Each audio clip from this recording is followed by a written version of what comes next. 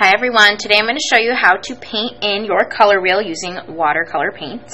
Some supplies you will be needing are the primary colors only, paintbrush, a cup of water, paper towel, and then palette paper if you're in person, or some wax paper if you are remote. And this is to mix our colors on, but we won't be needing this until later. So, just looking at the color wheel, our basic color wheel has the primary colors, red, yellow, blue, and then usually a standard color wheel that you may recognize also has the secondary colors. Red and yellow make orange, yellow and blue make green, and blue and red make violet, okay? So the part that we're going to be really focusing on is mixing those tertiary colors. So we learned a little bit about these already. Our red, violet, red, orange, yellow, green, and blue, violet. Okay. So you should have this paper with you to get working on. And the easiest thing you can do first is start with your primary colors. Before you even get there, though, you need to activate your paints. I like to just swish my brush around, get it loaded up with water, carefully just drip it, and even squeeze the bristles into the paint. This way it activates it without getting your brush dirty, and you don't have to clean it in between each color you're trying to activate. So activate them all. We are going to be using them all. Okay, that should be good enough. So the very first thing you're going to do is just red. Really any primary color, but we'll start with red. Now remember, if you grab too much water, it's going to make it look kind of pink. All right, so you can either, dab off your paintbrush on a paper towel and then go back in. Don't re-wet your brush. All right, and now it starts to get a little bit darker. So just fill up that section. It's okay if it goes a little bit outside of the lines, no big deal. And if you have a paint splatter on your page, like I do, that will pick up on your paper anywhere you add watercolor. So it's always good to have paper towel handy so you could soak up these things, and it really won't make the biggest difference at the end. Okay? So I'm going to clean off my brush, just swishing it at the bottom, tapping it off on the side so it doesn't drip. I'm going to go into my yellow, just front and back with my brush. I'm not really scrubbing or scraping the paint. I don't need to really get that much on there and make it, kind of dig into it. It's just lightly tapping the surface. Clean off your brush, tap it, and then go into your blue.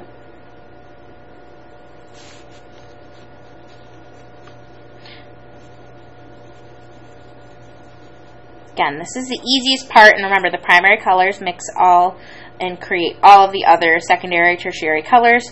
So that's why we're starting here, and that's also why we only have 3 paints. Okay.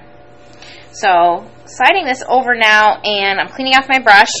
We are going to start using our mixing paper, our wax paper, palette paper, whatever you'd like to call it, and we are going to make the secondary colors. So we are going to start with orange, and what I like to do first is get the little spot on my paper wet with water. So you can see I'm kind of making little droplets here. And I'm going to start with the darkest color first. So I'm going to get red just once on my brush. Cleaning it off. And I'm going to try to grab an equal amount of yellow. Go back and mix them. Alright, this looks good. So if it was a little too red, I might add some yellow, and vice versa. If it was a little too yellow, I might add some red. You really can't tell until you start to paint it.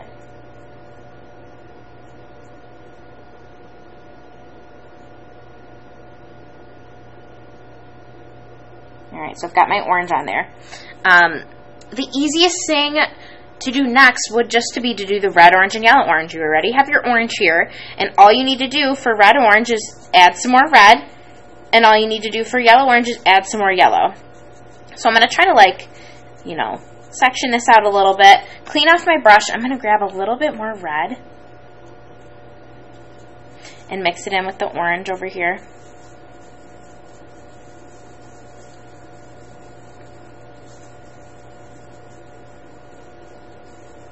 Okay, paint that on.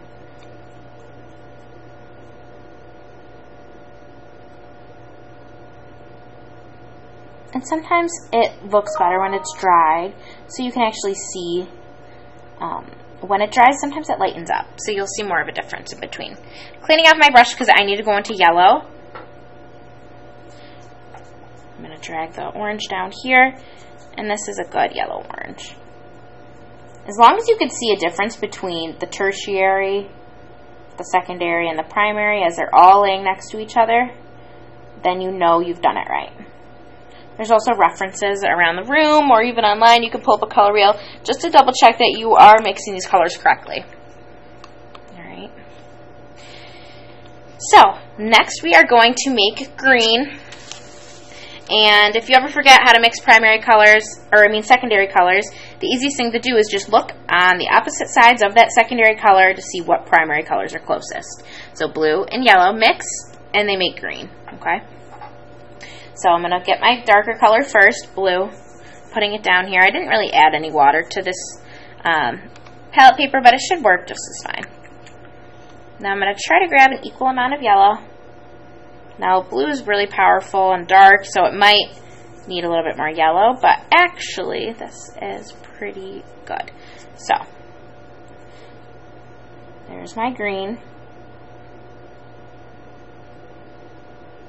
I'm going to do the same thing as I did previously. Clean off my brush. Get some blue. Make blue-green. Alright, so you can see I'm kind of splitting the green in half to mix so that I still have enough green to add yellow-green. Alright, there's my blue-green. It's going to look like a teal color.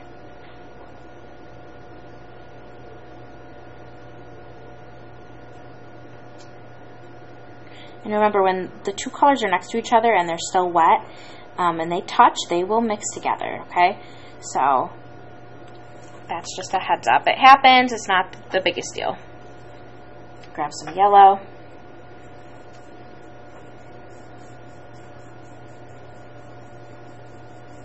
And it should just look like overall like a brighter green.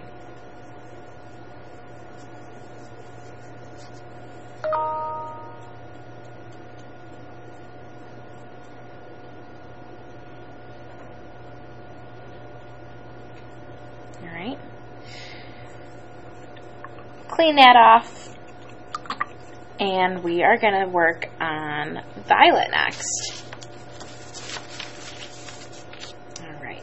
So, again, you can use red and blue to make violet. Or you can use cyan and magenta.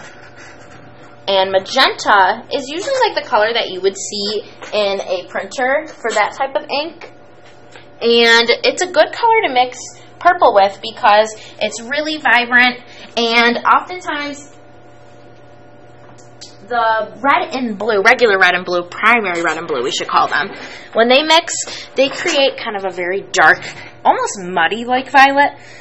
So when we use magenta and cyan, these tend to be more vibrant. So I'll kind of show you a little bit of both. So it doesn't matter which color you put down first because red and blue are equal amounts of dark. No, not one color is lighter than the other.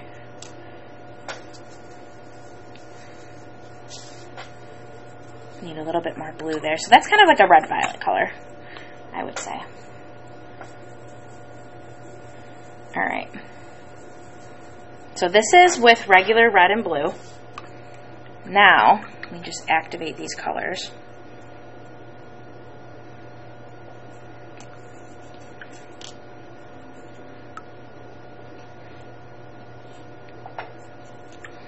Alright, so cyan and magenta.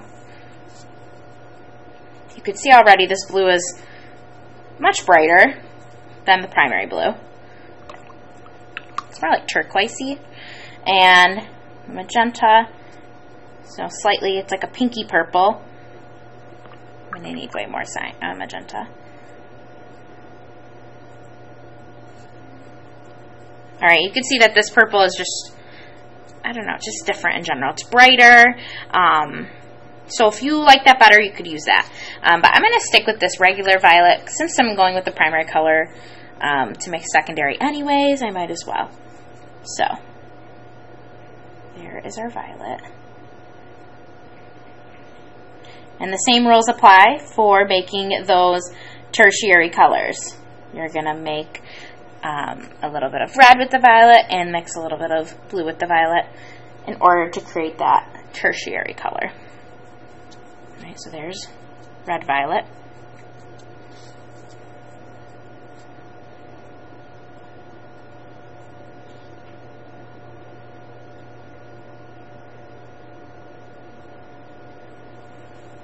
And sometimes you see like the paper bends a little bit because it's not really watercolor paper, it's just cardstock.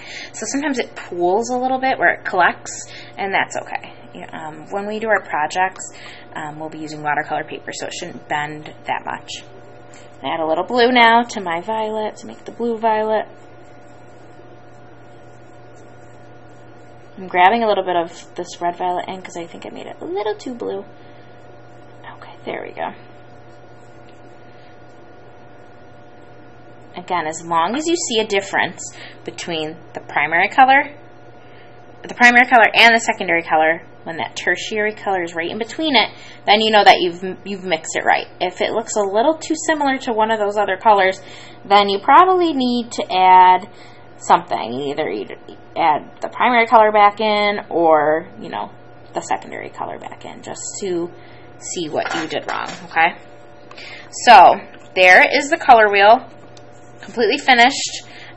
You can take a picture and upload it to Schoology, and you'll be all set.